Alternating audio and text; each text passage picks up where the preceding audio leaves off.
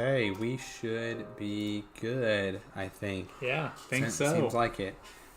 Okay, so this is... first off, right? Always right. forget this part, most important part. I'm Devin. I'm Paul. And we are Dads and Dice, and we are here live a few days into December here. Got a bit of a later start than we would have wanted to, but this is going to be our month in review. So we're going to review all the games that we played over the last month. That's right, and we have a lot of games to review this month. We've got 30 whole games. When I was talking to you earlier, it was 28, and then as we started talking, a couple more got added onto the list. So It's we had our big month. If you didn't know, we went to BGG Con in November. It was beginning of November. Yeah, second week, I guess. Yeah. Right. And so we, of course, had a complete blast there. If you haven't, check out, we did a really cool little kind of run through of that, right? Cut 5 days into 40 minutes or so. Yeah. Hello, the cardboard cohort. Yeah. So thanks for welcome. joining us. So we're gonna be doing a review of kind of all the games we played both there and just kind of for the month. And I will say most of them are games from there. We're gonna do a lot of mainly games that we played together. There's a few here and there that were just solo kind of game plays. I will say though it was kind of a busy month in general, so not a lot of solo kind of games as normal, I think. Yeah, I think, we went to the 5 days at BGG Con, right? And I think we played, 26 games. Yeah, sounds about right. Like that, 25 throughout those days. And of course, when we go there, we play the heavier, meatier games for sure. We did all of those, and then it's like, not saying that we were burnt out on games, but other things in our life kind of like had to catch. You paused for 5 days. You needed to catch up. Catch up on a lot of stuff. Plus with Thanksgiving and whatnot, right? That's just a week of spending time with family. That didn't get a whole lot of other things in there for sure. We're excited to get to it. It looks like we got a few people here in the channel, so appreciate you guys coming for sure. Definitely. And we'll give it just a little bit more time for people to come in. Devin, anything new with you? So what is new with me? Really, no. Thankfully, because I'm in the air conditioning refrigeration business, this is the, quote unquote, slower time. It has not been slow at all. It's getting to the slower time. Had BGG and then getting ready for the holidays, right? Yeah, and did you get to enjoy your Thanksgiving? No, I did not get to enjoy my Thanksgiving, actually. So the Thanksgiving Eve, the night before, right, I started getting that itch in my throat, and then I woke up Thanksgiving Day, and I was just full-on cold. Lacey, Luna, they went and enjoyed Thanksgiving, and I was stuck at home. Yeah, that's what I remember, and you can still kind of hear a little raspiness, but you're on the mend. Yes, yeah. I mean, it was, man, I had like, I don't know if it turned into a sinus infection or what, but it stuck around for way longer than I meant for it to be. Yeah. Definitely cardboard cohorts. I mean, if you want to, we can DM there wherever, and we can definitely talk about stuff. Yeah, for sure. Yeah. Okay, let's get over to the review. We have 30 games. Let's kind of get it started here. So, everything here is going to be in kind of alphabetical order, and so alphabetically, maybe not necessarily in the board game realm. I think I would consider it. But the social deduction game Blood on the Clocktower. Man, I'm excited because I have played this game a good handful of times prior, but I got Paul to play it over BGG, and so, what did you think? Man, I have gotten completely obsessed with this game, right? I'm a fan of social deduction games, not the biggest fan, but I will play them. This one is unlike anything I've ever played before. And I know we kind of mentioned a lot of this, and like Devin said in our vlog video. But man, this one just does it so awesome, and and just the immersion into it and all the different phases and the fact that nobody's really out and you still have a voice. Like, it just does it so well. Like I said, I'm completely obsessed with this now. I've just been watching playthrough after playthrough on YouTube, following No Rules Bard, and I just can't wait to get to try it again. And our local board game tavern, they offer it weekly, and I'm just really trying to go up there to just get my hands into this game again. Yeah, so really quick, for those that don't know, it's a pretty large social deduction game, although it can be played with as small as 5 players and kind of up to 20. And what I think it does right, compared to like a werewolf or other social deduction games, is there's no true player elimination. You're still in it. And every person has an ability. And some of those abilities could trigger from dying, being executed, killed by the demon, whatever the case may be. And so it does what I think, all of that right. I would say a typical game of 8 to 12 players going to play in about an hour and a half time, and you're going to have a blast. And thankfully, not only did Paul get to experience it for the first time, but we got to do all 3 scripts, right? We did Trouble Brewing, we did Sex and Violets, and we did Badman Rising. So he really got a taste of all Blood on the Clocktower had to offer, whether he should have or not. Maybe should have stuck to the Trouble Brewing for those first few, but hey, thrown in with the wolves, have fun. And you can tell that ramp up from Trouble Brewing to the other ones, just the amount of misinformation that gets spewed. And like Devin said, should be about a 90-minute game. I think our last one was like 2.5 hours, almost 3 hours. Yeah. It was insane, but it was a ton of fun the entire time. Yeah, so okay, let's move on to what do we got next? Carnegie. Oh man, this game. So actually, surprisingly, one of the ones we did not play at BGG, even though it was there at BGG, and it was actually in their hotness room. Which we didn't know. Yeah, we did not know. Just happened to be there in their hotness room. But we actually recently got Carnegie, and man, is this game not phenomenal.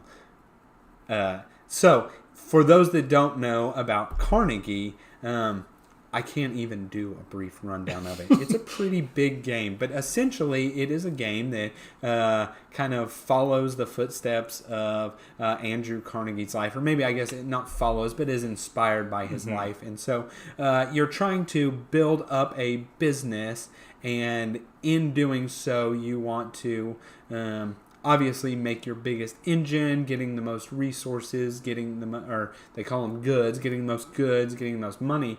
But ultimately, those don't score victory points. What scores victory points is donating and being philanthropic with the money, just like Andrew Carnegie. And so you do all kinds of stuff on the board, and then you kind of pick where you want to donate. That will be your victory point conditions. You also have the entire United States that you'll kind of go out and influence, and it has its own little connection type of thing. And man, there's so much to this game, and it is incredible. Yeah, talk about a game that we went into 100% blind. Literally had the rule book in front of us. Both of us went through it together. It took us about 45 minutes to get through it, and then literally just started playing it for the first time. This was a game that was sent to us, and it was just, they said, hey, these are the types of games that you guys enjoy. I'm sure you would enjoy this one. And they were 100% right. I think this game is definitely top 3 game of the year for me. And it's just incredible, the amount of mechanisms and strategy and planning and replayability.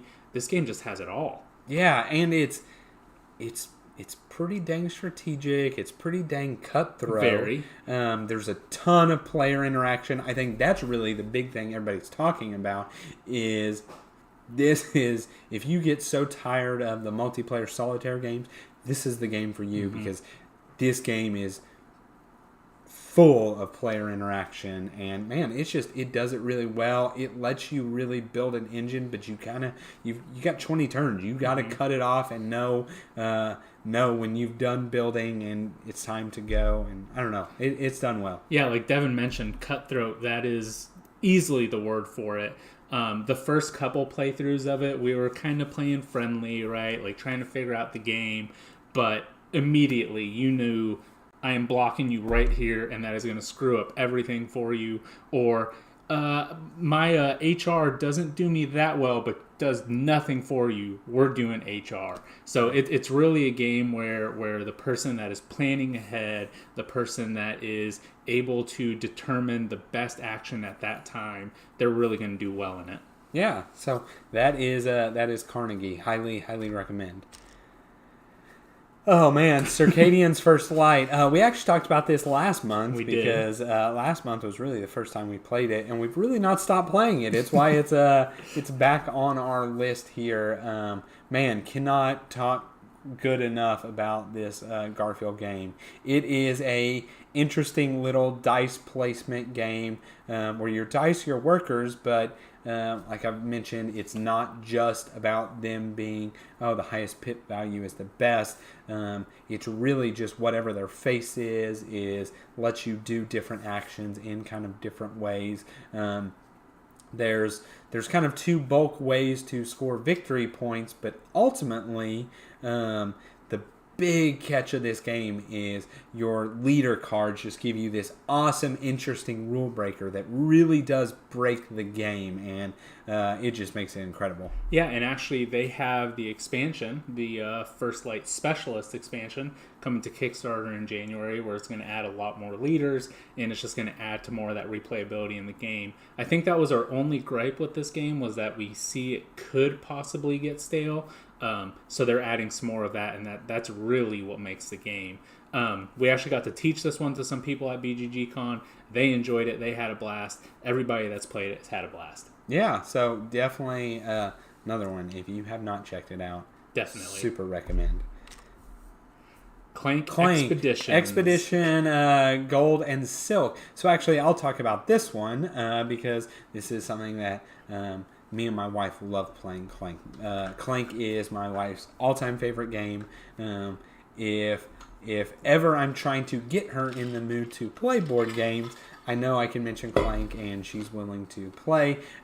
Specifically, we played Expedition Gold and Silk, so it's just expansion to base Clank. Clank is a draft building kind of, not dungeon crawly, dungeon exploring game where you're building up a deck to try and get as deep into the dungeon, get as many treasures and monkey idols, chalices, crowns, just you name it, all kinds of very thematic little things to score victory points. The cards themselves to score victory points, but you kind of rush down. Ultimately, you're going to try and take an artifact and then make your way out and score the most points when you do. There is a dragon that will be attacking you and is kind of the timer of the game.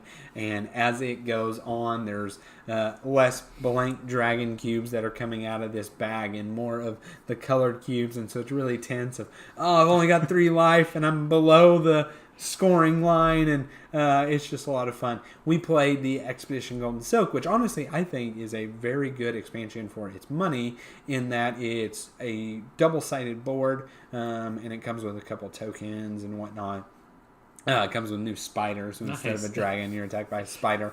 But the gold side, you are miners and you are digging gold out of certain spots. And it has this, whichever player digs the most gold gets more victory points. So that is that side. And then the silk side has all kinds of web traps. Excuse me. All kinds of web traps that you have to cut treasures and stuff out of, as well as normally the big scoring are the tomes that are worth 7 kind of knowledge to buy. Well, if you spend 8 knowledge, you get a tome plus another bonus. So anyway, really a cool little expansion that they added. Yeah, I haven't tried this expansion, but that is something that I like about Clank is they have all these different versions of it in space, underwater, and they're all the same base mechanism, just adds a little bit different gameplay to it. So I really do like that about it. I think Clank is a great game. Haven't tried this expansion, but I'm sure it's just as good as all the other ones. Yeah, for sure. So, all right, let's move on to Creature Comforts. Paul, I'm going to let you kick in on this one. Yeah, this was a game that we played at BGG. It was a game that I've seen a lot about. Never really knew much about it. Honestly, whenever we pulled it out, I saw dice. I didn't even know that it had dice in it, and I was very thoroughly surprised. I've come to realize lately that I really enjoy dice worker placement games, and this was a great one. In this game, you're just these little creatures, and you're kind of going out and foraging for different materials here and there. You've got your apple, your wood, all that kind of stuff, and you're just trading them in for cards. And then those cards will create sets where if you have this and this, you'll gain victory points. And it's just kind of a really cool little game. It's fairly lightweight, not super hard. You're going to have dice. You're going to roll 2 of your own private dice. And then you're going to roll a group dice. And then you're going to use those to take the actions. The cool thing about it is you need to pick the action beforehand. So if the dice don't roll in your favor, you're not going to be able to take that action. So that was a cool little twist to the game there. Yeah, I thought it was a fun, neat little game. Played relatively quick. I know we played it with our friend Joe at Board Games for Two, and he said that he found this to do what Everdell did, but quicker, just a faster play of Everdell. And he honestly said if you had the two, you'd probably always go for this one. So I think that says something, because there's a lot of people that love Everdell. But yeah, so that's Creature Comforts. Next up, Dale of Merchants. Yes. So this one here, it was okay at best. Is probably the best way to put it. Another one, or most of these are going to be, I'll kind of quit saying BGG. Another one, though, we played at BGG. It was this little deck builder. So it's kind of I would say a quick deck builder, but it really kind of wasn't quick, or as quick as it should have been for probably what it is. But you built up a deck, and then based off the different suits that there were, you built stacks 1 through 8 in order. You had to build a 1, a 2, all the way up, and the cards ranged from 1 to 5, so you have to use multiple cards to build the stacks. And really what we found was the cards just had so much text on them that, and you were drawing tons of cards on your turns. I mean, every turn, if you were playing right and efficiently, you're drawing 3, 4, 5 extra cards, and it was just a slog every time somebody needed to take a turn.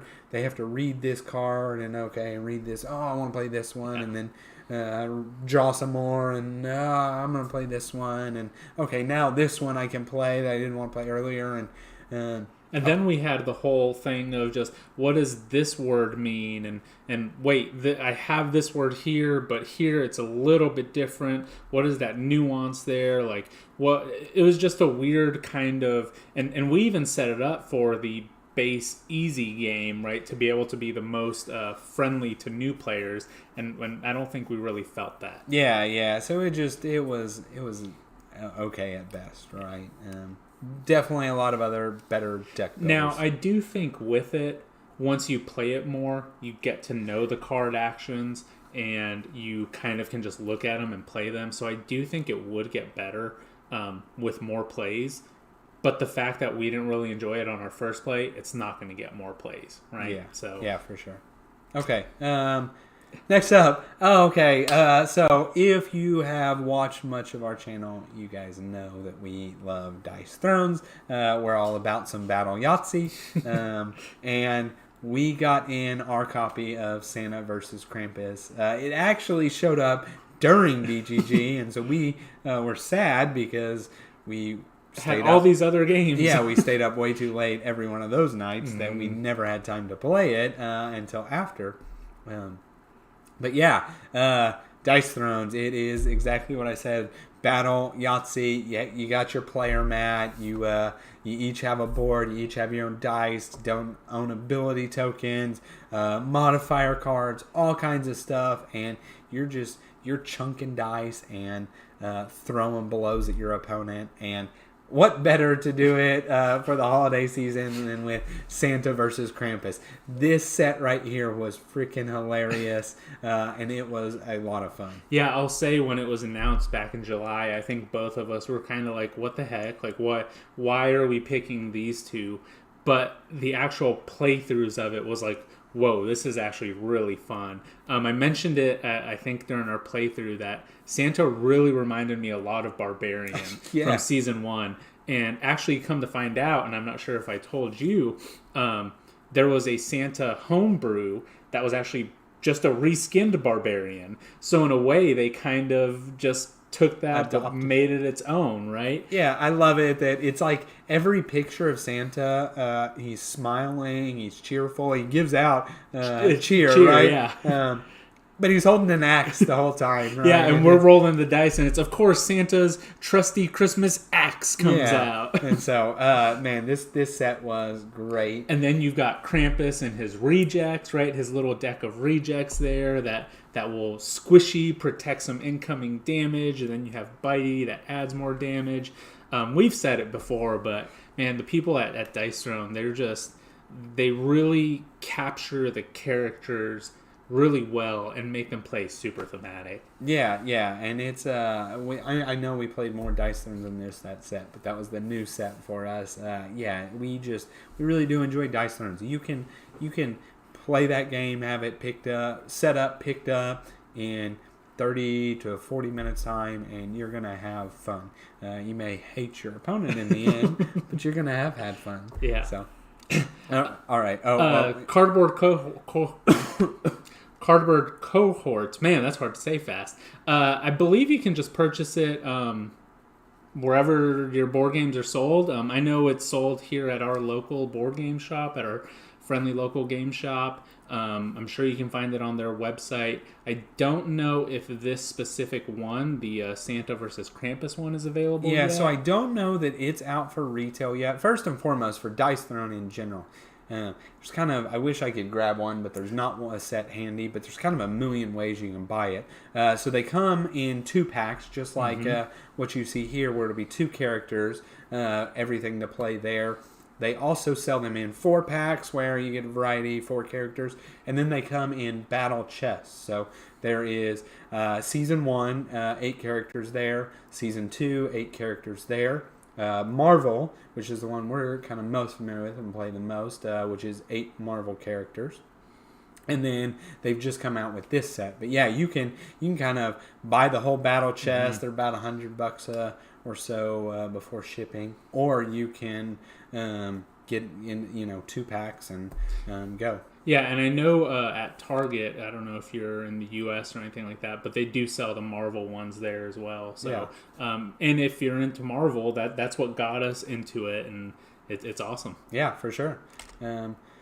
Okay, Downforce.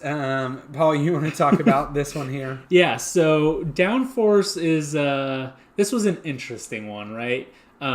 Again, we spent the whole weekend there with Joe, and I'm going to say that it wasn't introduced properly to us. Yeah, so I'll say this, right? Joe picked this game because it was a racing game, because we've played Formula D, and we kind of do this house rule where you literally have 15 seconds to make your move, right? And it makes it really fun, and it makes it feel the race. Oh, of course, cardboard cohorts. But yeah, so it makes it, you really feel the race. So we wanted to try a new one. Yes. So, and Joe is a racing no, F1. F1, Formula 1, yeah. So he's an F1 fanatic, right? And so he gets Downforce. And so he just wants us to, we're just going to go out and have racing, right? Well, this wasn't as intuitive as Formula D. And we knew Formula D, right? So it's easy for us to do that. And so he kind of just he sets cards out, and he's like, okay, you need to bid on the yellow card. Or he hands us this stack of cards, right? And we were looking at them. He's like, all right, you need to bid on the yellow card. And we're like... And we're just kind of looking at each other. For what? For what? What are we doing? He's like, you're bidding on the car. And I'm like, to win? He's like, well, it's your car, right? And so we kind of get through that, and he's like, now bid on the red. And he's wanting us to, quickly do this, but we both have all these questions, like, we don't even know what we're doing. And so then we kind of bid on our cars. We get our cars, right? And then come to find out, what we were bidding on was that's your actual movement also. Yeah. So we spent the most movement trying to win that color car. So now that we had that car, we couldn't move the car. Yeah, and then it's like we didn't really realize, like Paul got the black car that won the race, right? I had so much black movement. Like, dang near all of my cards was black movement, but I didn't really bid on the black car. Paul got it for dirt cheap. And so so it just kind of became this, we knew Paul was going to win. Now we just got to play it out and maybe try it again, but also maybe just play Formula D. Yeah. Well, and I mean, you guys have all heard it. I have won a game before, so that does happen. Yeah. But I think this is another one. I think I would enjoy this game now that we know how to play it. And again, not trying to poo-poo on Joe there. He was trying to have us to have a good time, which we did end up having a good time. But I do think it would be one that will play better now that we understand what we're doing. For sure. Okay, we'll move on. Euphoria, build a better dystopia. Yeah, so this is an older game. This is an older Stonemaier game, right? And you'll find that with a lot of the games we play at BGG. We don't necessarily always hit the hotness. We just play games that we haven't ever played before. And so this one, we were in the library. And so I'm going to tell this story. We're going to sound like terrible people. Yeah, we're probably going to get canceled for it, right? So we're in the library and we're not really sure what we want to play. And we overhear this older couple, and it was legitimately older, like I'm going to say probably 60s, 70s, yeah, older, talking to the guy in the library, one of the helpers and whatnot. And they're kind of mentioning games that they like, and they're kind of games that we're like, oh, that sounds interesting, right? And then he's like, well, hey, have you tried Euphoria? And he explains the game, and we're, of course, not a part of this conversation. We're back, and we hear it. But they are older people, and they're speaking a little loud so that everybody can hear it. Yeah, and so we're both like, hey, that game kind of sounds interesting. Well, what really kind of piqued my interest was, again, this was my realization of I like dice stuff, and this game had that, right? And I was like, oh, that's cool, and it had a bunch of different tracks, and I was like, that's good. It was a Stonemaier game. That's good. Just all these boxes were checking. Yeah, so we're like, let's go get that before they do, right? So, two marathon runners in their shape, kind of quickly go over, grab the game, and go to the checkout while these older couples are talking loudly. Now, before anybody gets mad, they did say the gentleman was like, we don't know that game, or maybe it was the wife. They're like, we don't know that game. We don't need to learn a new game. We need to play something that we know. So they weren't going to end up getting it. Yeah. But that was just that was so funny. Yeah. So, so Euphoria. Again, another dice placement game, Stonemaier game. This is, you are in a dystopia, and it is just a really awesome game where your dice are your workers, and however many pips they are their strength. And so the sixes are your best workers, and they do really good actions, right? And ones are your lowly workers, and their actions aren't as good. However, the pips also represent your overall intelligence, and so the amount of pips you have is your overall intelligence for your city. And if it gets too smart, you fall into a dystopia, and you actually lose dice because the workers become too smart. And so you actually want to keep your workers kind of stupid, and you can give them things like food or gas. And hey, what's up, Joe? I hope you didn't hear our story. Didn't hear our last one, but you probably did, and are shaking your fist at us. He's watching Too Hot. Oh my goodness, Joe! I love that show. Do not spoil it for me. Oh man.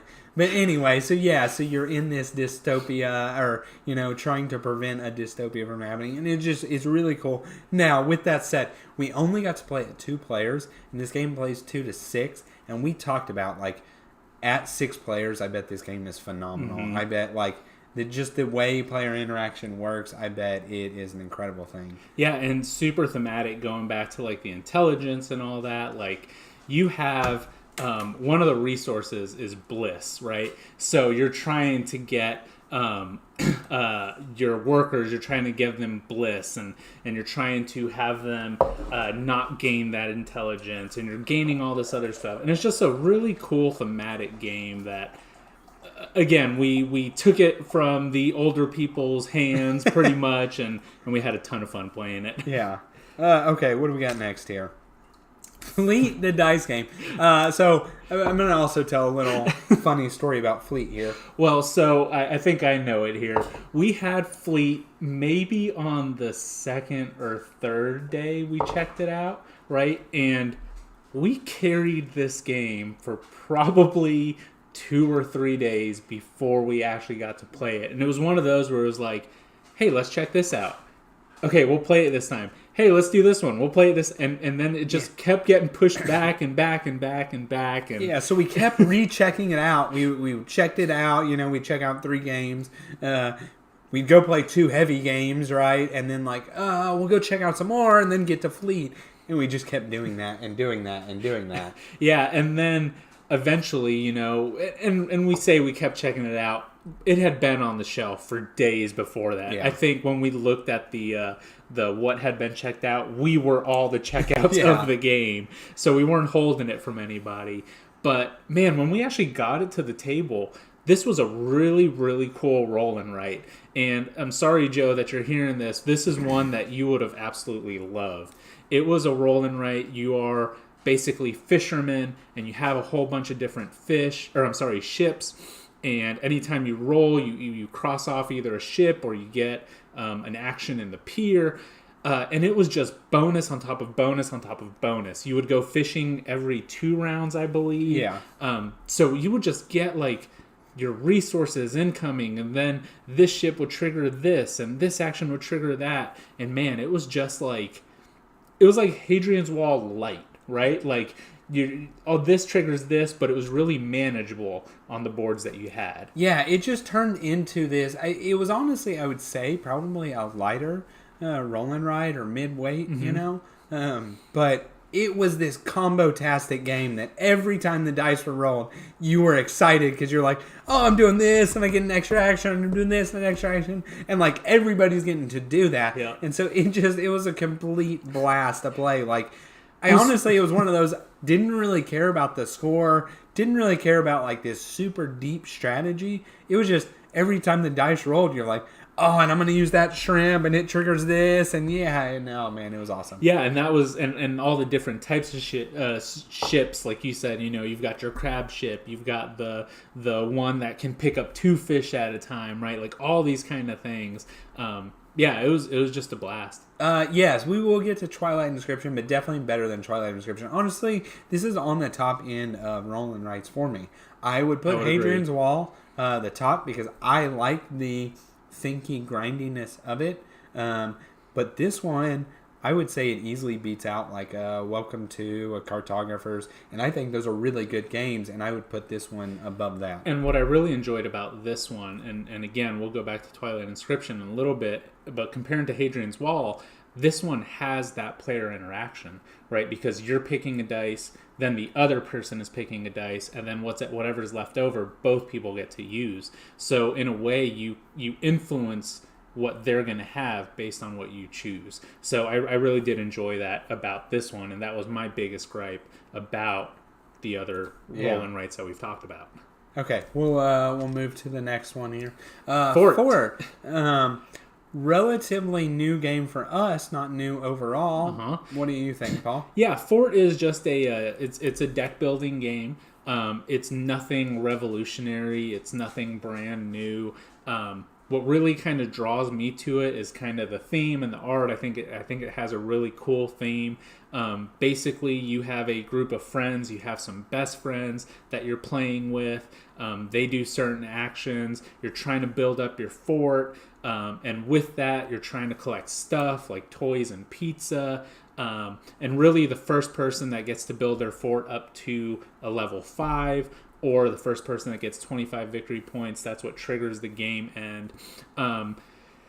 Unlike other deck builders, the cards that you discard go into your yard, and since you're not playing with them, they can go to your opponent's deck, right? So they can go to your enemy's deck. So you're not playing with your friends, they're going to go play with somebody else. So I thought that's kind of a cool mechanic. But again, it's nothing revolutionary. Yeah, it's not revolutionary. I would put it a step above. We talked about the Dale of Merchants, right?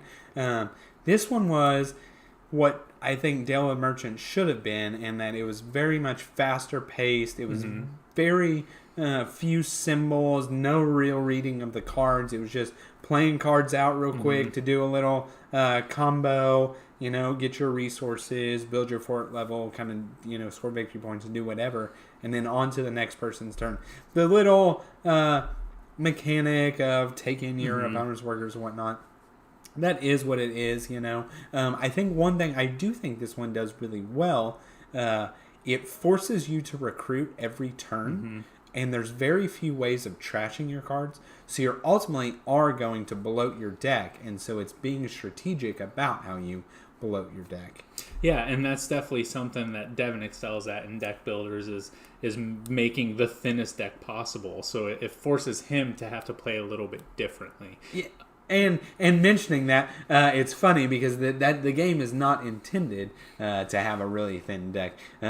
We did play one playthrough where I made this razor thin deck. I mean, you have a hand of 5 cards, right? And I had a total of like a 7-card deck. And it actually ended up being my hindrance because your cards don't go straight to the discard. They sit in like this limbo area and then go into discard.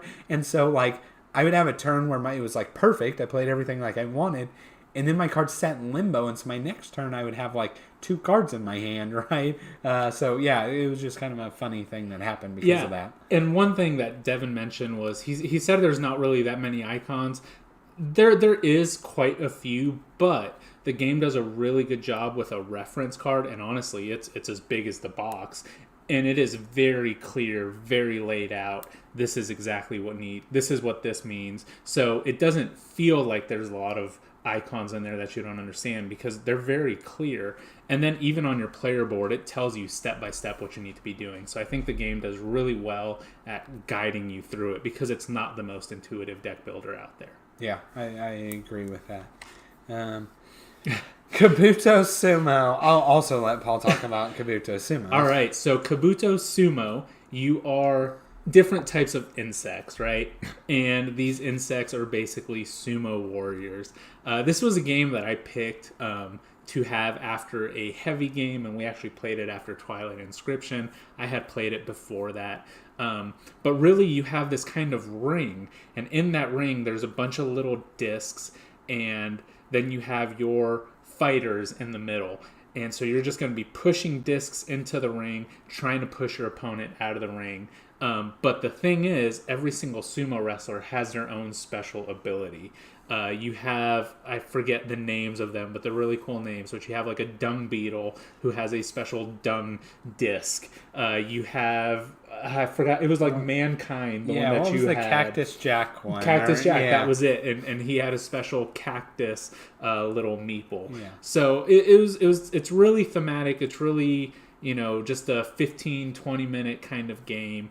I know Devin had some different thoughts about it. Yeah, so I don't typically play a lot of dexterity games, but I will, right? And I'm not really, I would say, bad at them.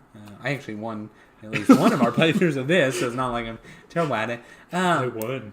No, it's just, the game did kind of feel like it could possibly go on way longer than it definitely could overstay its welcome. And then on top of that, and not necessarily because it was me, but Joe is mentioning my championship belt.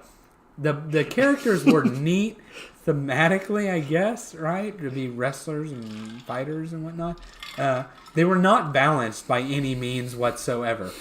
So like, Joe could have a special piece that was, this big. Literally this big.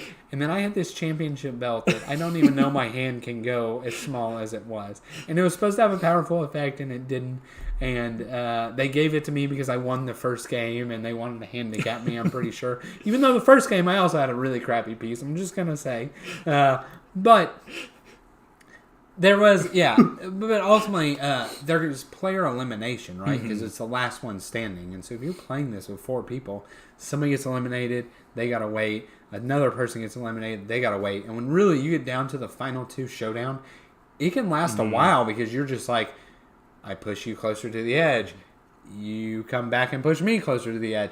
And like, so the way the pieces are, like, you can keep having this tug of war that can really last until somebody kind of takes a bad bump or whatnot. Yeah, and I 100% agree with that. This was a game that prior I had played it as 2-player. So whoever is out loses, right? And I think that's definitely where this game shines, is at a 2-player. And at that point, 15, 20 minutes of that, and then that's kind of it. But yeah, I know when you got eliminated, that's the reason why I don't play a lot of like King of Tokyo or anything like that, right? It's just because I don't want to just sit there and watch other people play. Yeah. But thematic wise, we're both wrestling fans. Like I think it's a fun little game every now and then. Yeah. Okay. Next up, we have kites. We were super excited for kites. Yeah. Right? This was actually your secret game. Yeah. Right. So we made a list beforehand of every single game that we wanted to try. We were supposed to read the rules beforehand, which some of us did, some of us didn't. But we had a list, and Joe ended up putting kites on there, and Devin's like, no, you picked my secret game. This was my secret. Yeah, so, and I was really excited. So kites, it's also in the realm of dexterity games, kind of. You have 6 different colored kites, and they're represented by little hourglasses, and each one has a different length of time. Like the red is 15 seconds, the orange is 20 seconds, yellow is 30 seconds, and so on up into the purple is a full 90-second timer, right? And I think there's a white wild one. And anyway, so you play a card, and it then tells you which one you flip. And the ultimate goal is to get all the kites up into the air. So you start off, they all start down, and you get them up into the air. And then it is to play out the entire deck of cards while keeping all the sand, at the top of the timers. And so you gotta kind of be like, oh, I can do red, and somebody needs to do blue, and we were looking forward to it, and I had kind of heard a lot of hype on this game. I was looking for something that was kind of just like this fast-paced, like, oh, I want to do this, and it didn't end up doing that. Instead, I felt there was too much kind of slow time on it of like, oh, okay, I can do blue, but let's wait until the optimal time, and so everybody's sitting there until, okay, now flip blue, right? And then you might have a couple turns of, let's try and flip this really quick. And so what happens is once the draw pile runs out, then you can no longer flip over the white one. And so that's all the time left. And I think it's like 30 seconds, right? So you have to play out rest of your hand. And so that ending is actually what is that really hyper fast go through moment. But it only lasts the 20, 30 seconds of the 5-minute round, and I don't know, it didn't quite hit the mark for us. Now I think because we played it a couple times, I think the first couple playthroughs we were more rushed, and then we actually read the timers, and we realized that they were different times, that they weren't all the same, and at that point we kind of got a little bit more calculated of, okay, now's the time. Okay, now's the time. Yeah. So it's one of those, I think, where you might have to kind of house rule it a little bit, right? Where it's like, as soon as it's your turn, play something, kind of like what we did with Formula D. But a game that you kind of have to house rule is not necessarily... Yeah, it didn't quite hit the mark for us. Speaking of games that didn't quite hit the mark for us, Merchants of the Dark Road. This probably was, I'm going to say, the second biggest game we were looking forward to. I actually think the next game, because we do this alphabetically, is the biggest. Yeah, and this one was every time that we went to the library is this game checked in? Is this game checked in, right? We were looking for it the whole time. Yeah, and so Merchants of the Dark Road is... what kind of game is it? It's just kind of a... You have your rondel, right? So Yeah. you're going around that. You're doing different actions based on the city that you're at. You're also fulfilling contracts in a way, right? Like it's got a whole bunch of everything. Yeah, it's got a whole bunch of stuff. But anyway, yeah, it has these cities with different actions, and you kind of go around. And ultimately, there's kind of a couple ways to score victory points. There's... you're trying to deliver goods to different city locations, and I'm sorry, I'm laughing at Joe because so we played this, us two and Joe really liked this game, and Paul and I did not really like this game at all. But yeah, so there's kind of the one mechanic I will say is really neat is there's two tracks. There's one track that's kind of your prestige level is the best way to do it. And so as you fulfill contracts and whatnot, it goes up. And then there's your money.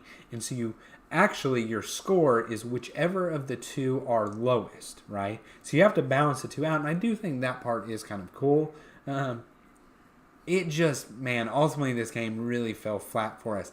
And this game is getting so much praise, so I'm not really sure. I think for me, personally, there is so much luck in this game.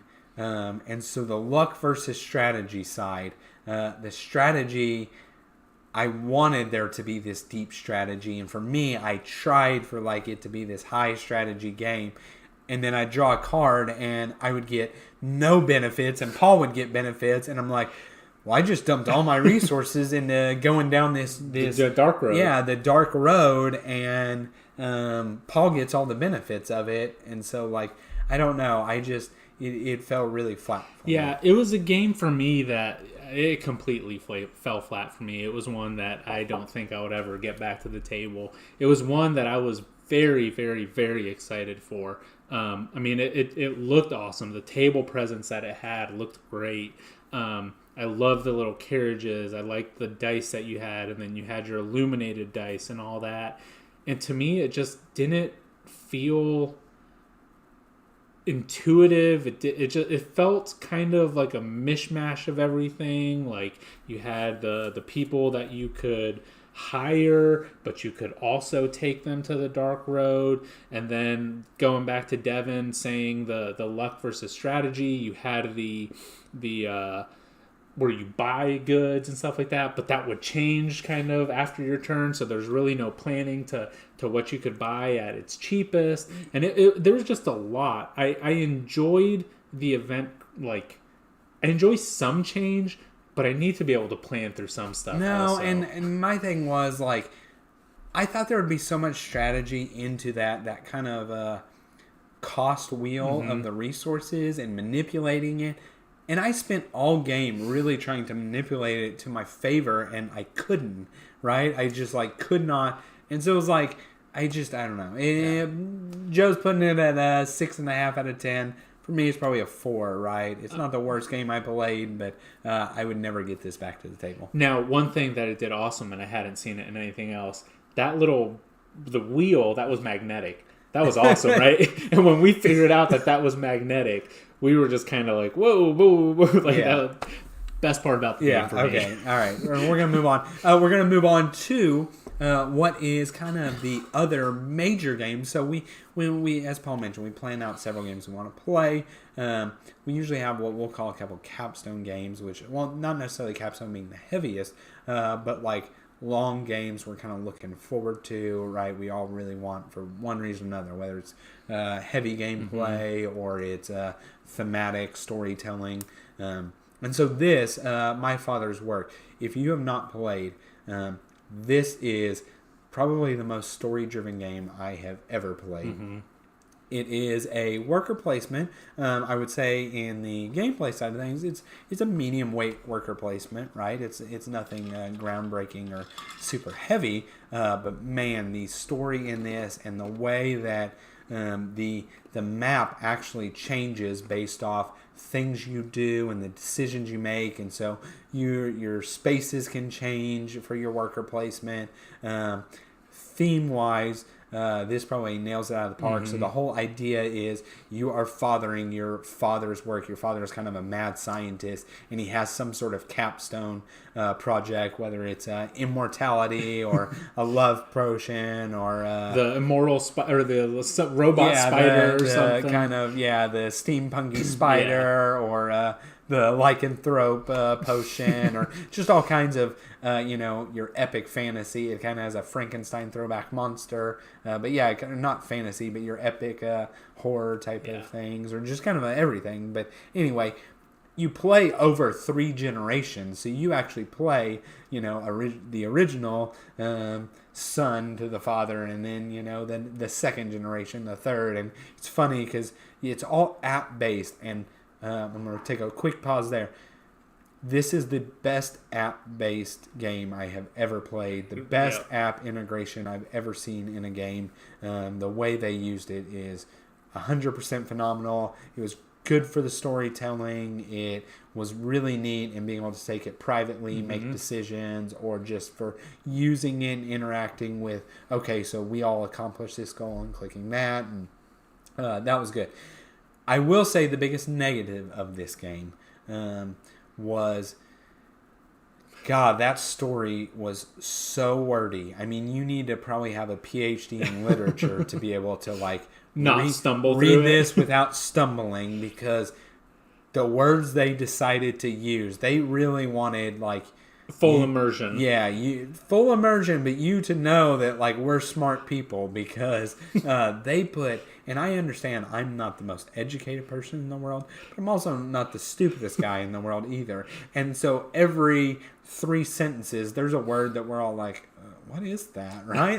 And you don't even understand it in the context. And then 30 minutes later, I'm like, oh, it's panache. That's right. That's that word. Yeah, and so, but we really enjoyed it. I think the game comes with 3 different stories. And from my understanding, there is 10 different endings and outcomes. And I actually pseudo kind of glazed through ours. And the things you could have done in ours that we didn't even see, I don't even know how, there was a kind of a werewolf hunter type of thing, and we had nothing related to that at all in our story. So I definitely want to play it again. I'd play the same scenario. I'd play one of the others.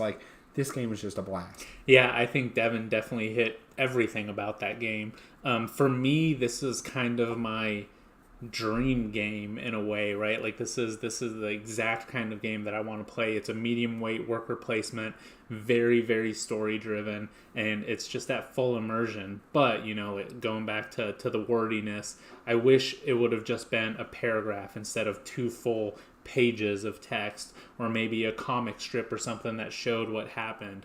But the app integration, like Devin mentioned, it was done so well. There was one point where I was furthest back, and it let me choose something to do, so it didn't let me fall all the way back, right? There was a good catch-up mechanic. Just everything about it was so well done. The pieces in there, the little glass jars, the gears, the animals, just everything about it, production quality, it was just so well done. Just that one little gripe. Yeah.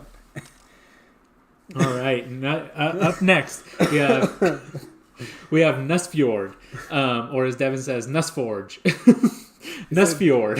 Is it not Nusfjord? I don't think so. I'm pretty positive it's Nusfjord.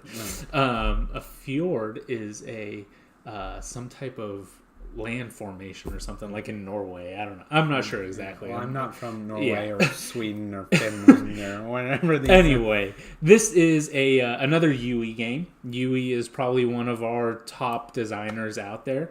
And, I had heard about this game, didn't know much about it. But The one thing that I had read about it was it is basically a condensed down UE game that plays really well at 2 players. We had Joe there with us, and we decided to give it a shot, and I think we all thoroughly enjoyed it. Yeah, so really quick, Joe is telling us that Nusfjord is a Norwegian cliffside. If you look at the box art, that makes a lot of sense. We probably should have picked up on that. But yeah, this game, I honestly say, kind of fell off my radar because we just played so many games. But when kind of preparing for this, I'm like, oh yeah, we played that, and I really enjoyed that game. You had this player board here where you built. I don't even know how to explain this game off of one playthrough very well, but I'll do my best here. You are a little fishing village, and you're trying to get the most fish, score victory points, kind of from. It could be feeding people, or based having off your forest. Based off the buildings, or just kind of all different types of things. And so, on your board, you started off with a couple building spaces, but you also have these forest tiles that covered spaces. And so you could plant forest, you could cut down forest. It was the way of getting the wood resource that was really, I thought, well done. You had these leaders, and the leaders had really cool abilities. However, you had to feed them, which took away from your fish.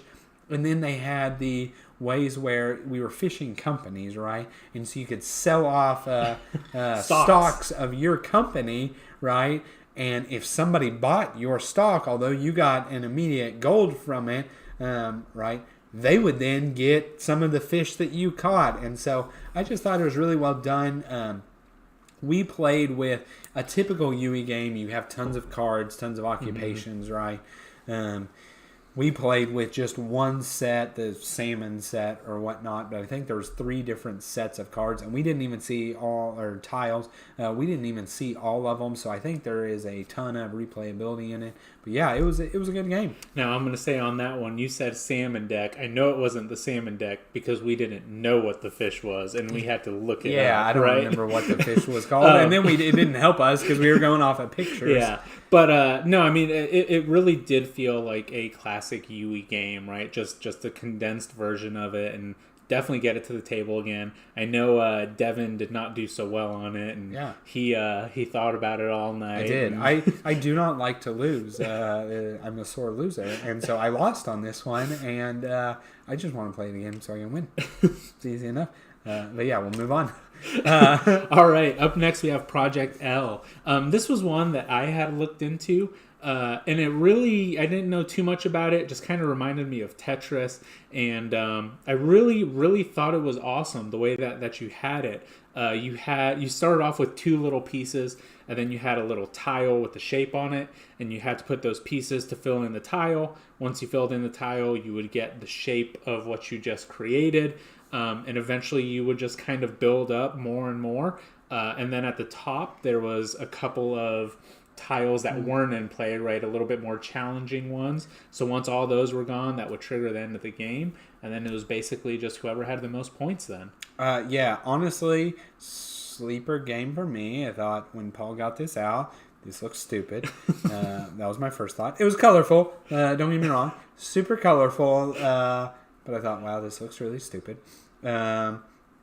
It played in like 20 minutes and it was super fun. Yeah. Right? It was like this oh man, I'm gonna do this, and all of a sudden I get a whole bunch of pieces. I'm gonna take these tiles, and you have a limited amount of actions you can do on your turn. That's like your limiting factor. I think you can do like 4 actions a turn or 3. I can't quite remember, but yeah, you didn't have enough actions, and so it was like really planning for okay, what am I gonna do? And you had your master. What was it? It was called? A master war, master action or master build yeah. or whatnot, and so like, man, if you could line up your master build to just like completing a bunch of things, you're like, oh, this is awesome. It was a lot of fun. I really actually enjoyed this game. And after we finished it, we were kind of talking about it a little bit, and we had compared it a little bit to Splendor, right? And we had said this plays very similar to that, but honestly better than that. This would be a game that I would prefer to get out to Splendor. I think it's also a lot more intuitive to people that aren't necessarily board gamers, because everybody knows Tetris. Everybody knows this shape fits in here, right? So it's just a game that I feel like it's really accessible. Like you said, it's really colorful, so it's really going to catch your eye. And even for those heavier gamers, it's going to force you to plan because you don't have that many actions. So yeah. So I think that's right. That's what it did really well. I could probably teach this game to a 5-year-old, and they could play this game, and they could play this game, and they could understand this game, right? And have fun doing it. Yeah, and then when me and you played, right, we played very dang strategic, right? And so it just did that really well, and it did all of that in, man, this playthrough could not have taken us 20 minutes. Like, it was very fast. We had a lot of fun with it. Yeah, definitely recommend. Going back to Joe's point there a little bit, there was some luck with the initial scoring with Nusfjord, because if you remember, I think towards halfway through the game, that's when we flipped something and more cards came out. So going into it the first time with us, we didn't really know what to expect, right? But there was definitely some luck into that. Yeah, so I think if you played it more, right, like many games, you would kind of know. And it would eliminate slightly the luck side of things, slightly. But in our playthrough, because we had no idea what was going on, and we were just we read the rule book and started playing. When it got to the round that was like the big ultimate scoring cards, right? Well, none of us knew what to expect, and Joe benefited and I'm not saying he did very well. I'm not discrediting his play at all. He benefited in that he had a couple that were like great scoring for him, and then Paul and I got ours, and we're like, oh, we haven't. I'll have to start over. Yeah, we haven't been doing these at all. Yeah. So there's definitely that in the scoring, but other than that, I don't know. I just want to play the game again. All right, up next we have Rajas of the Ganges. Rajas of the Ganges. I think still it's been about a month since we went, right? Still game of the con, probably game of the month for me. This Agreed. game was phenomenal. Yes. Pseudo dice worker placement. You don't necessarily use the dice to place, but the dice dictate the actions that you're doing with your workers.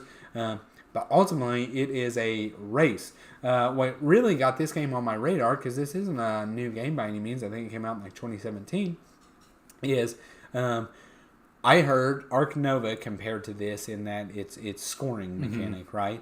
And then I also heard Circadians compared to this in that it's worker placement mechanics. And it hit on both those things. We like both those games, right? And so that made me want to get this.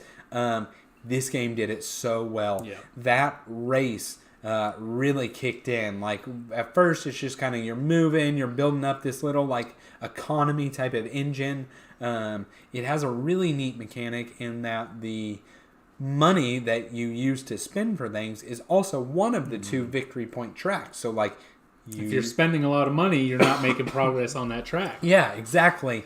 And so there was honestly a whole lot of ways to get the thing done, and between the 3 of us, we did different ways, and that's what made it really fun. But really, it just turned into this really tight race. Paul and I both we really felt like, oh man, either one of us could pull ahead. Surprisingly, Joe was a sleeper in that we kind of forgot about him back there. Yeah, we actually he looked like he was much further behind than he was, but because he was focusing on I think it's the Fame track that has bigger leaps, when it got to the final round, he was right there with us. And ultimately, I would say a sign of a good game, we both crossed in the final round, so then it goes to scoring, and it was within I think 5 it was points, 6, 5 or 6 points on a 130-point track. So I think that's a pretty good sign. Yeah, I will say with this game, it was Devin and I at the end kind of rushing for that, and I knew one of us was going to trigger it right around there, and man, just the different things that we did. At the beginning of the game, Joe rushed that river track in the middle, right? But he skipped all the bonuses, and we kind of took our time. But he gained a ton of fame, right? Yeah. And got extra workers for the rest of the game. You and I kind of took our time planning our little village, putting our things and getting those bonuses, and then it was just so much different stuff, and we all were so close at the end, and we're still talking about it, and man, it was awesome. It was a great game. Fun game. Super, super great game. All right. Reign of Dragoness. Yeah, I'll talk about this one. This is a game that I actually got to play over Thanksgiving with the family. This is it's a trick-taking game. It's actually very similar to Scout. There's you're either building runs or sets. But in Reign of Dragoness, there's also different levels of dragons. So this certain dragon defeats this other type of dragon. You also have the Dragoness that trumps all the cards. You have a new egg that will kind of clear everything up. And then you have the... I forget what they're called now, but you have one that acts as a wild from this number to this number, and another that acts as a wild from here to here. So it's just it's a fun little trick-taking game that you can get to the table, that you can explain within a couple minutes. And if people know how to play these kind of games, it's just going to be a nice little quick game that you can play with family. That's fun. I'm excited to try it. I have not got to yet. Paul got to play this one. I'm gonna mention Joe's comment. He said Rajas of the Ganges was his third favorite game at the con. Joe, I'd be interested to know what number 1 and 2 is. If you want to tell us, if you're doing a video for it, you can save it for that. But I'm really kind of curious I am too. What took the cake over that for you. Next up, Santa Monica. We'll talk about this one real quick. It was a meh game. It was a drafting game. You're on, I assume, Santa Monica Beach. Santa Monica Beach. Yeah, same thing. And you're drafting either ocean cards or street cards, and you're building out kind of this pier. And you have little people that you want to get to certain places. You have either like tourists or locals or your VIP, right? And you want to get them in certain places. And I don't know. It just didn't quite click. Yeah. I didn't find the gameplay super fun. When the game ended, it was just like, okay, let's pack it up and not get it back out. So. It was one that we were just kind of in the library, and we got it at the same time we got Project L. We actually played it right after Project L.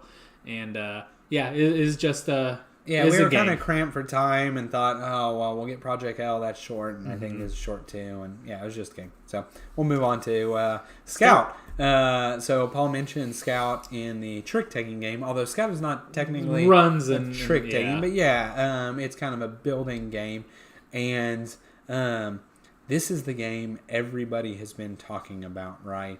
And for Paul and Joe, I think this was just another card game.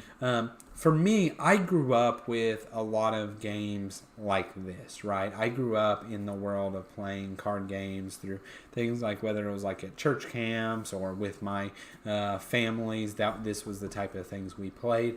I can see why people are loving Scout, because Scout takes those games and does it the very best, I think.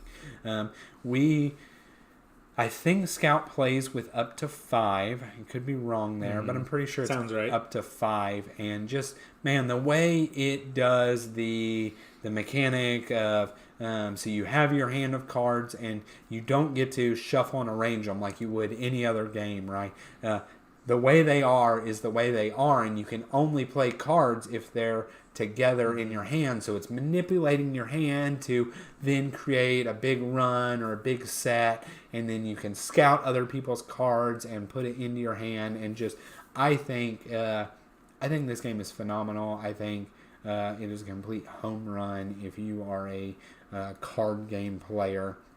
definitely check out Scout. Yeah, it's definitely one that I would play again. But like Devin mentioned, I didn't really grow up playing these types of card games, so it is a little bit new to me. It does just kind of feel like another game. I don't know the OG right kind of games. Yeah.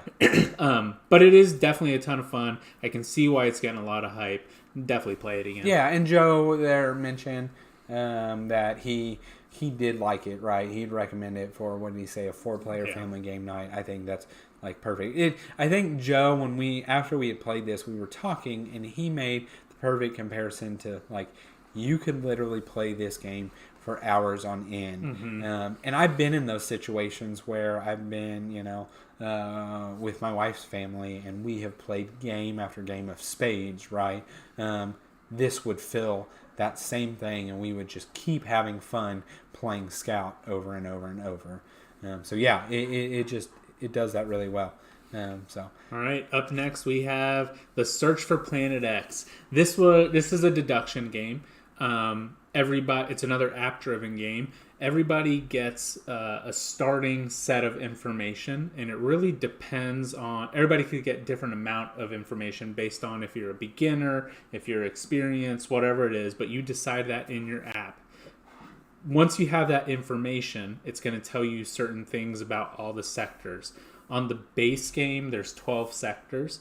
And then you have things like asteroids, comets, Planet X, the gas clouds. You have truly empty sectors. So that information that you get is things like Sector 2 does not include a dwarf planet, or Sector 3 does not have a gas cloud. And then there's certain requirements that these things have to be placed in. So the asteroids have to be either paired to, or they have to be all 4 together. You can't have 3 of them. Planet X cannot be next to a dwarf planet. So it's just little things like that. And then it has a really cool time track mechanic also. So the person at the end of the track, they're going to be going first. Plays pretty similar to Patchwork, right? So whoever's the furthest back, that's whose turn it is. And then you're just getting information. You're making theories of what you think might be in there. You are... what else? You're just kind of searching, you're surveying, you're researching, and honestly, it's a really, really well done deduction game. Yeah, so I won't say too much more because Paul hit it all. This game was a lot of fun. I like deduction games. I won't say I am like the best at deduction games, but I enjoy playing them. I enjoy a cryptid. I really enjoyed this. I personally think there's room for both of those in a collection because they're different enough. What Joe mentions, right, it does do the app-based well. And actually what I think I would say this does better than cryptid is if you screw up in a lot of times these deduction-based board games, you mess everybody up, right? Because you told everybody a false piece of information. That's not the case in this one. If you mess up, it actually only messes you up and does not mess up anybody else. So they can continue to, not that you can't continue to play the game, but they can not have their game interfered. Whereas like a cryptid, you put something down. You put a disc down. And then later you realize, oh, that's actually not next to the bare space, right? And so you're like, I'm going to move this. And everybody's like, oh, man, and so like this does it so much better. I didn't notice it. Y'all kind of mentioned some downtime during it. I think that's going to come with a turn-based deduction game like this, especially when you really got to play it well. You have to think like, what do I want to ask? You've got to interpret your information that it's going to take a little bit of time. Now, those kind of things don't bother me, but if you're one that really like, I just can't wait to, where's my turn? When's it my turn?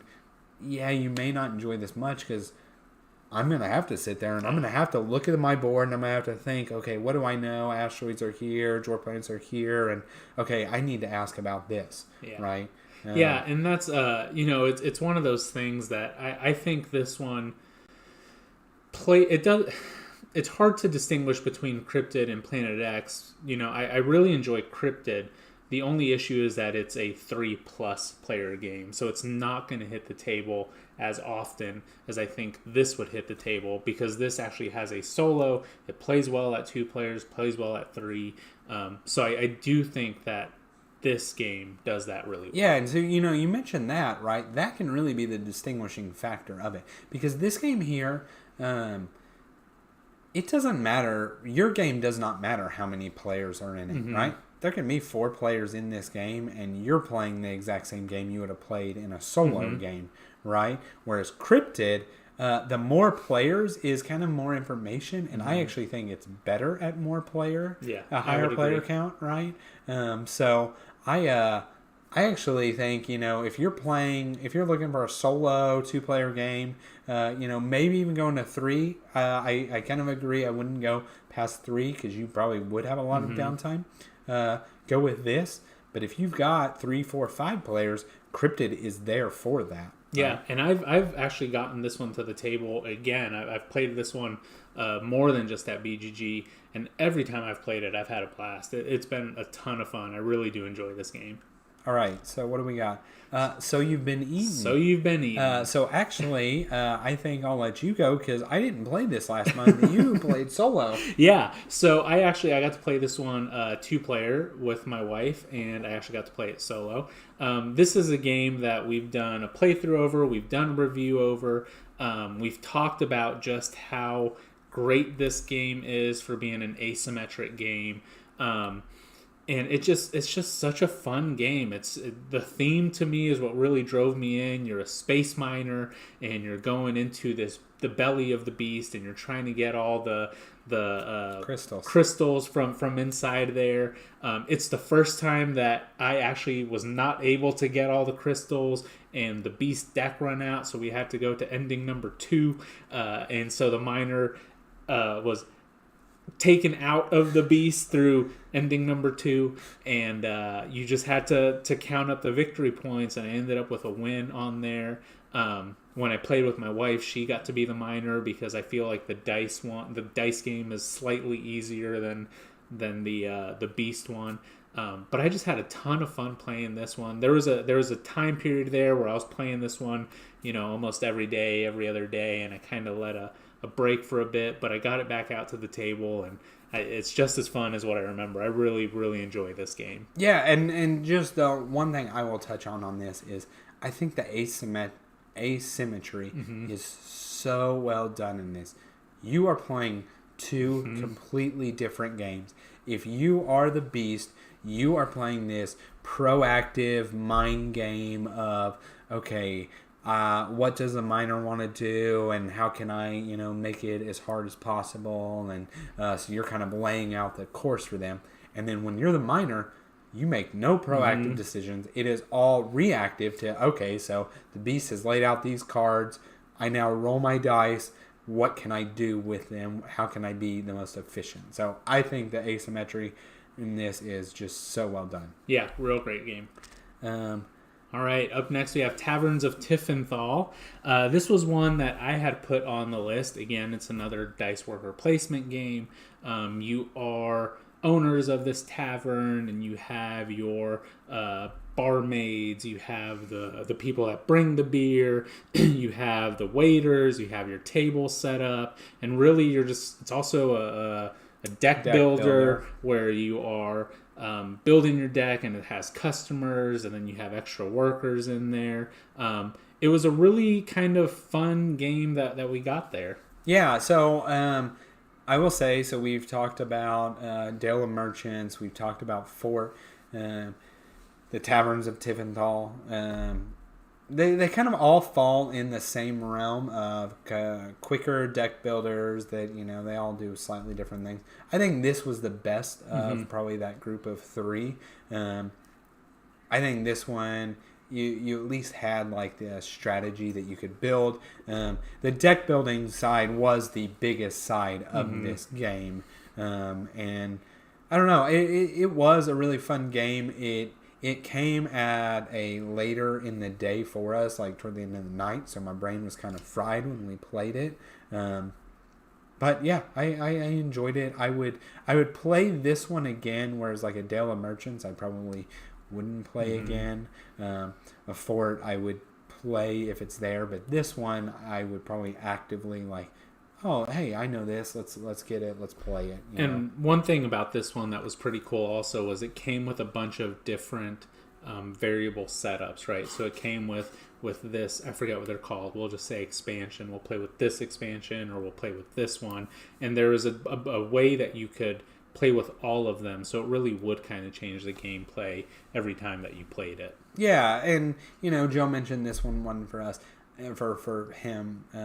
It didn't, I didn't think, do anything too revolutionary in the deck building space that like it can easily fall on the take it or leave it, right? But yeah, the modular side of things would be neat. If you like really enjoyed this game, you would have lots of setup for it. Teotihuacan. Okay, so we went into this con wanting to play some tea games. Yep. In both of our experiences, Paul and I had only ever played one tea game, Trismegisticus. I probably didn't say that right, but close enough. And that's probably one of the lesser known tea games, right? And so we'll get to the other one that we played because we're in the tea section now. But we played, well, I'll say it, Tzolk'in, and we really enjoyed it. And so we're like, let's try another one, right? And so we got this, read the rules, played it. Man, this game was phenomenal.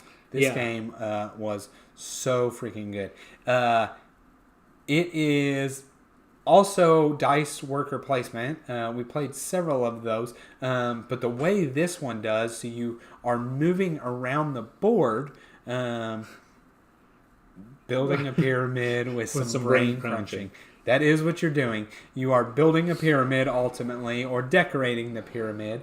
But yeah, so you move around the board, and the space you land on is the action that you do. If you have more workers there, it is more powerful. Then every time you do an action, you advance one of your workers, and so the higher the pips are on the workers, the more powerful that it becomes. And it's really, really neat resource management type of game. The way that you ascended those workers and they became stronger, and then once they were 6s and you ascended them, you actually got kind of like a major benefit. It was either victory points or a lot of resources or something like that. And then it was reset to a 1. So it was kind of like the generation, the older native, not Mexican, I don't know where Teotihuacan, native Mayan, once the older native Mayan died off and then represented a new birth. And so it was really well done. Talking about variable setup in this, so much variable setup. Ascension! Also, if you ever play Teotihuacan, you have to do that. When you ascend, it has to be Ascension! And everyone has to do it. Yes. Yes. That I think it's written in the rule books, and if it's not, even if this game's 6 years old, I'm going to get it put in there. But yeah, so it super modular in that all of those spaces, we played the baseboard, just how the spaces are laid out, but they all have tiles. You can shuffle them up so they can be in a unique order. Just all kinds of different ways. Had some temple tracks, and just it had a lot in it. I like this game. I will say the table presence of it, slightly intimidating if you're not a super big gamer, right? Like I play a ton of games, and still seeing that there was a lot of symbols that I didn't know what they meant. There was a lot of spaces, like Joe said on there. There's this pyramid thing in the middle that you're supposed to be building and then decorating. There's a bunch of different tracks. But really, once you start playing it, once you start getting into the flow of it, it really does make sense. And it was a great game. I had a ton of fun playing it. And just the way that the dice movement worked, the way that you could take some of your dice and leave some, and the whole ascending and it was just awesome. And then at the very end, you get to see this again. I talk about seeing stuff at the end of the game that we've made. You see this pyramid there, and man, it was a ton of fun. It was a blast. Really enjoyed it and definitely want to get it to the table again. Now, one thing I will quickly say before we move on.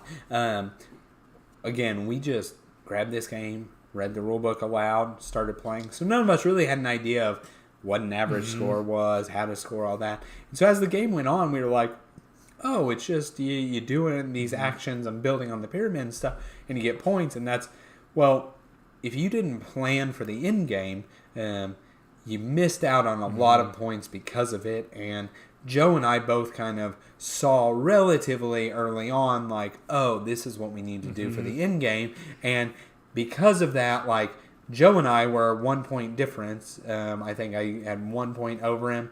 We were both like 40 points above Paul because Paul didn't quite get the in-game score until it was too late. Yeah. Whereas we kind of planned from the beginning. So that is one thing. And I think you would learn that after the first playthrough. But it does take that first tough playthrough of like realizing, oh, even though I'm scoring a bunch of points and it looks good, I don't have any kind of major in-game scoring. Well, for and myself. that was the thing with the scoring, like, right? Scoring happened multiple times throughout the game whenever they would eclipse, whenever the light and the dark would eclipse. So, yeah, you feel good because, oh, I just made this much points here and this. And then, yeah, like you said on that last one, it was like, oh, they're way okay. Yeah. I see what I was supposed to do next time.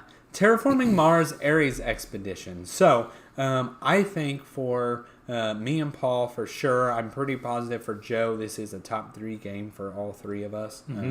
I think it's probably number 2, maybe number 3 for me. Excuse me, Terraforming Mars is. And so I got this not too long ago when I bought my big board game haul, and I was actually really excited that I got this. And I played a couple times solo, and I'm like, we have played Terraforming Mars, the 3 of us, a lot. And, I mean, I'm talking a lot. Like, we love that game. And so I told them, I'm like, I really want y'all to play this, because although I don't personally find it better than Terraforming Mars, the streamlinedness of it, the fact that this plays in about an hour and 15 minutes, like, there's some big perks to this one. And we got to play it. I think we had fun. I know Paul was like, he wants to try it again because we actually did this opposite of the problem we normally have where we stay up way too late. We kind of were too early and too tired for what this was. But yeah, it's really, it took Terraforming Mars, it stripped out all of the fat and really just made a lean version of Terraforming Mars. And I think it did it really well. I would still say Terraforming Mars is way ahead for me. Because you can do more engine building. There's just the drafting. There's a lot to it. But this game is pretty dang good. Yeah, with this one, like Devin said, this is definitely one that I want to play again. The morning that we played this one, we were actually supposed to be at our first blood on the Clocktower at 10 a.m. In Dallas. So we actually played this one here at Devin's house before we went to the con. So we were sort of rushed in a way. I know Joe and I were kind of like, oh, we should probably go. We should do this. But we were still wanting to play the game. So I know at least I wasn't fully engaged in it.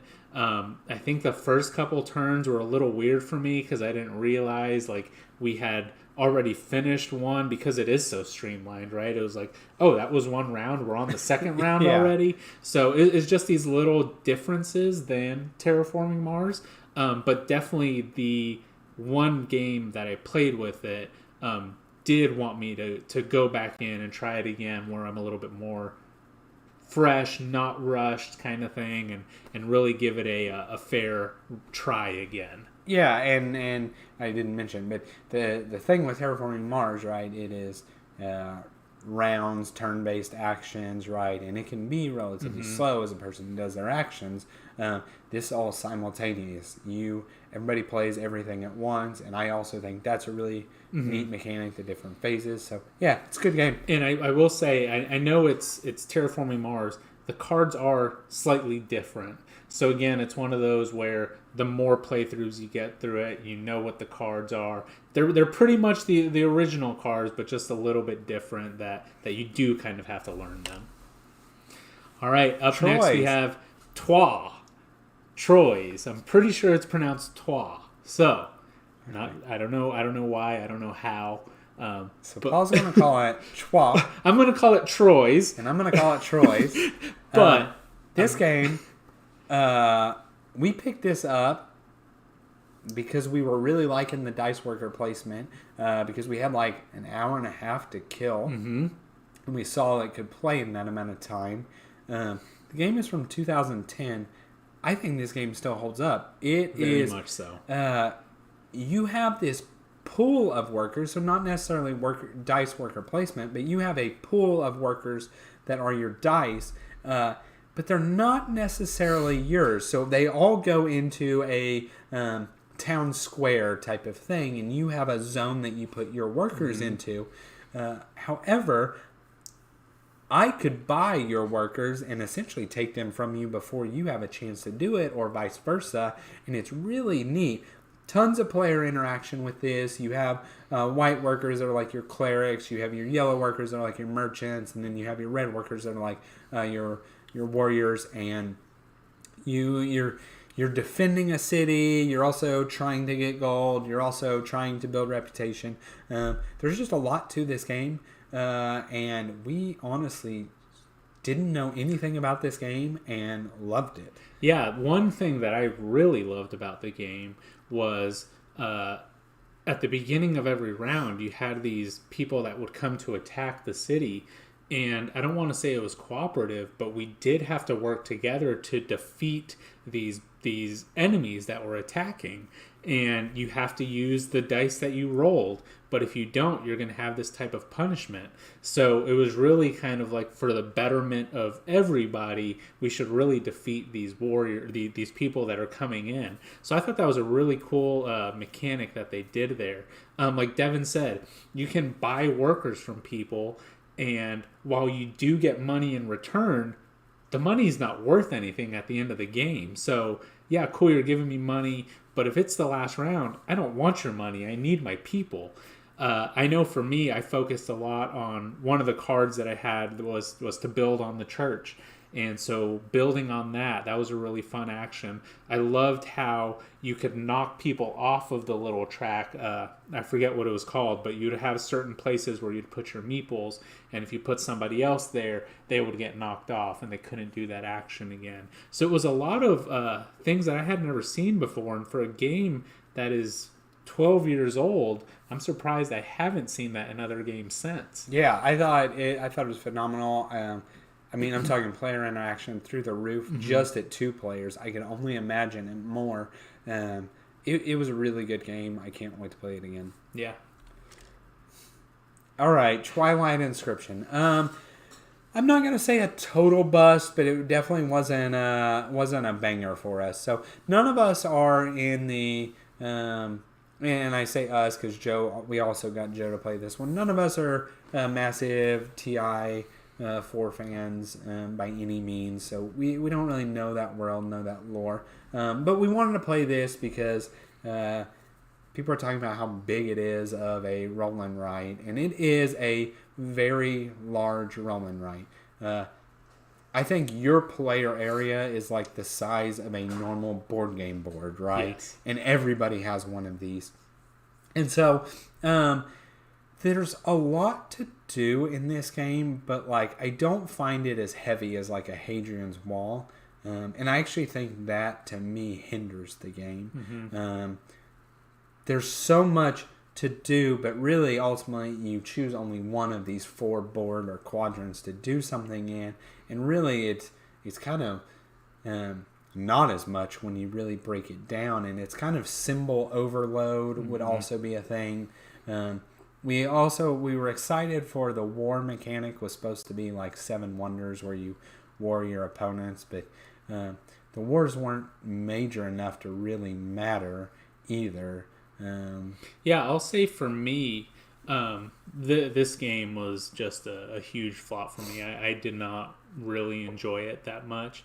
I really do like roll and writes, but I think I've come to the conclusion that a roll and write for me does not have to be this huge, heavy undertaking. And this one, it just felt like it was trying to do too much with what it was. You hit on the war. I know Joe was going very heavy on war. And at that point for me, it was just like, there's no point. I can't catch up to that.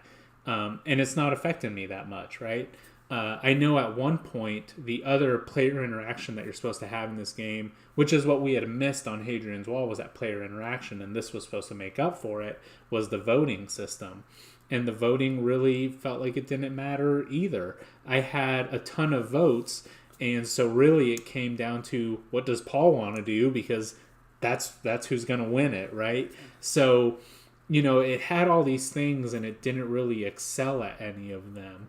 I like the exploration board. Honestly, I think that could be the game on its own, right? Yeah. Just connect this planet to here and do this and that. And I don't know. It just was not a hit for me. I can complain about the components also, the markers that it came with. I thought those were not the best at all. They were hard to erase. They were hard to see with the colors that they chose, all the symbols. I don't know. It was not a game for me. Yeah, the last thing I will say about it is I didn't think it was heavy enough and strategic enough for me. And so I that part missed, but I've played it now with people. I've played it a few times solo, and I had one solo game where I dang near did everything and filled up every board, and so I feel like, I played a perfect solo game, and I've not been able to recreate that, right? But it's like, because of how random everything is, like, I'll never be able to recreate that again.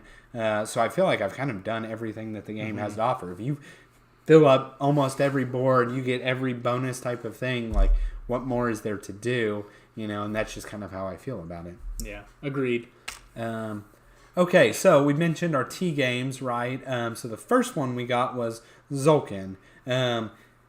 Man, Tzolk'in was incredible. For what is also, I think, about a 10-year-old game, Tzolk'in, the Mayan calendar. You're actually playing along the Mayan calendar, and the game has, I think it is a rigid 26 turns, I think is what it is. I'm not 100% on that. But really how it works is every round you will be either putting workers down or pulling workers up.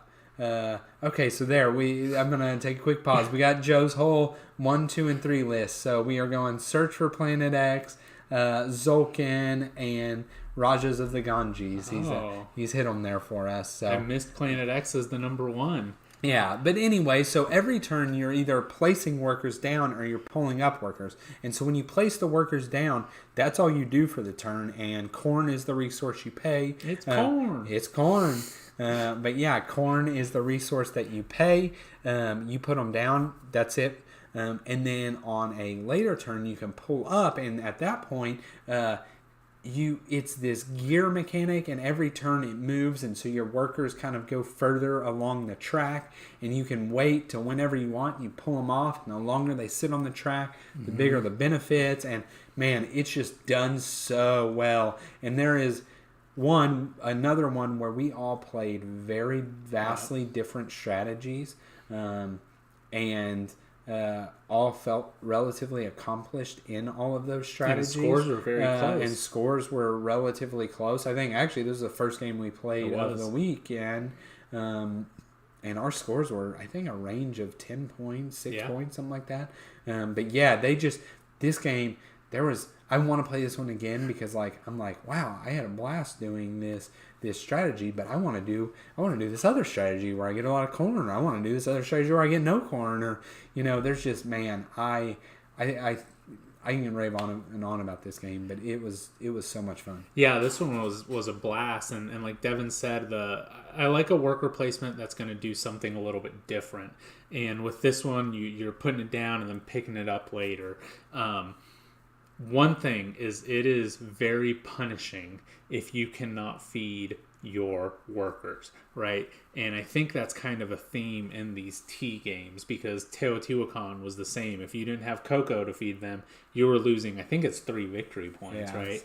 So it can be pretty punishing if you're not getting the resources that you need. Another thing about this game was you can, at one time, I believe it was, do the gear twice, right? That was a one-time action that you could do. And unfortunately for me, I forgot if it was you or Joe, but somebody did it right when the next turn I was going to have 2 real big pickups, and that completely messed up my game there. Now, luckily, I was able to wait a little bit longer, but I wasn't able to do a couple other moves. So there was that player interaction there as well of I can do this, and it's not necessarily to screw you up, but it's because I need the game to end a little bit quicker, or I need this extra action kind of thing. Yeah. The one thing that we didn't use that much were the sugar skulls, right? We didn't play with those too much. I think that would be another really valid strategy in the game. But yeah, like you said, there's just so many different ways to get points that definitely want to try it again and just see what else I can do. Okay. I think we're here approaching the end. Last up, we have Wormholes. I don't really know too much about this game, so Paul, what you got? Yeah, Wormholes is a game that I got to solo a couple times. Really, the best way to explain it is we are space taxis, right? And so we're in the future. People have figured out wormhole technology, and pretty much what you're going to be doing is you are you're not really a taxi, but that's what we're going to say. And you pick up passengers either at the space station or at planets. You place wormholes, and you can zoom in from one wormhole to the other, drop off passengers. And really, you get 3 energy tokens, and that's really your movement. Those are the 3 moves that you can do. So anytime you move, you just have to turn it over. And at the beginning of the game, you're really not going to go that far. But you have a ton of free actions, and those free actions are things like placing a wormhole, actually going through the wormholes. So when you have 2 of the same matching numbers, they're activated. So going through the wormhole is a free action. And then on the map, there's actually different map features. So you have something like a photon cannon, which will shoot you out throughout space in a straight line. You have a black hole where you get to draw a card. And there's just so many different things that you can do in this game. And it's honestly a ton of fun. It's one that I think that you'll really enjoy. It seems like a really simple pick up and deliver game where I'm just going to pick this up, I'm going to move over here and drop them off. Now, like I said, I've played it solo. I haven't played it with more players just yet. But I do think that it will scale better with more players. One of the things that you can do is use your opponent's wormholes. Now, they gain a victory point whenever you use it, but just that lets you travel the map a lot more. And really, that's the whole point of the game, is to be as efficient as possible dropping off your passengers. So it's a really fun game. It's one that I had heard nothing about. It's designed by Peter McPherson. He's the person that did Tiny Towns. So I was expecting kind of a little bit more of that, but it is completely different than that game. And it's one that I've thoroughly enjoyed playing. Okay. Well, space isn't my biggest theme, but I'm going to trust you. If you think I'll like it, we'll try it out. Yeah, I think you'll enjoy it. I think it seems not that great. I'm not going to lie. Just looking at it doesn't seem that great. Yeah. But it's a ton of fun, and I really do think that you'll enjoy it. Okay. Well, I think, let me see here. Yeah, that reaches the end of our list. Man. That was a long one. That was a long one. That's what happens when you play 30 games, right? It really gets there. So if you made it this far, we appreciate it, right? Appreciate you watching. I guess, Paul, what's our? Oh, I bit my tongue. Oh my goodness. Ow. What's our look ahead? What do we got coming for everybody? So if you haven't yet, we just dropped some videos of Verdant or Verdant. I think it's Verdant. I keep on saying Verdant. Yeah, I keep on saying it wrong. Yeah, you say Verdant, but I think it's Verdant C is. I know what that word is, so I think it's Verdant. So we'll actually go with Devin this time on pronunciation. Yeah, which is scary. It's probably way wrong. But we dropped a playthrough earlier this week. We dropped a review today, so if you haven't done that, go ahead and watch those. We have also finished up Carnegie, which will be coming out next week. I'm super excited for that one. And then we also have Wayfarers of the South Tigris coming out, another game that has been a ton of fun. Yeah, we like the Garfield games, right? We've played it before. We've played it since it's come in, and we're excited to just kind of do hopefully a playthrough, hopefully a review. Maybe we'll get Wormholes in. That would be probably one we could at least do a playthrough of. I don't know about a review. We may not like it. Or I may not like it, but we'll see. We could do that. So yeah, we got some stuff planned. Don't exactly know what'll happen around the Christmas New Year time, but we'll figure it out for sure. And then one more video coming out kind of towards the beginning of next year. We actually got a preview, or we got it ahead of schedule. We got a Meadow Downstream. So that's not released here just yet. I believe it's been released in Europe already. But man, I've gotten this one to the table, and it is a ton of fun. I really enjoy it. I love Meadow base game, and the expansion just adds a little bit more to what Meadow is. Yeah, we're very thankful that we were given a copy because we both really enjoy Meadow, and I think it just does a really good job of adding more Meadow in a good way. Yeah. Maybe adds a little bit of time, but I think it does it. It adds enough fun to justify the extra time of Meadow. So we're excited to do some things with that one for sure. Yeah, so like I said, that should be kind of early next year. As for live streams, I think this may be one of the last ones for the year. Maybe one more towards the end of December. I know next week we're pretty busy. The week after that is Christmas week. The week after that's New Year's week. So we'll post it on the community tab there on our page whenever we're going live. But we do appreciate everybody watching. For sure. Again, this was, I know, about an hour 45 here. So thank you guys for sticking through for that and listen to us ramble about games. Yeah, so really do appreciate it as always. If you've made it this long and you are not subscribed, you definitely should do so. This is the kind of stuff we do. We're just a couple guys that like talking about games, so you can join us along for the ride. For all the people that are, we appreciate it, and continue to like and comment all the videos. And if you haven't, we've mentioned Joe many times.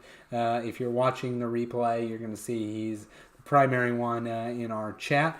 Go check out his channel, Board Games for Two. He is a really good friend of ours, and he does anything and everything Board Games for Two. So other than that, I think that's all we've got. We will catch y'all on the next one.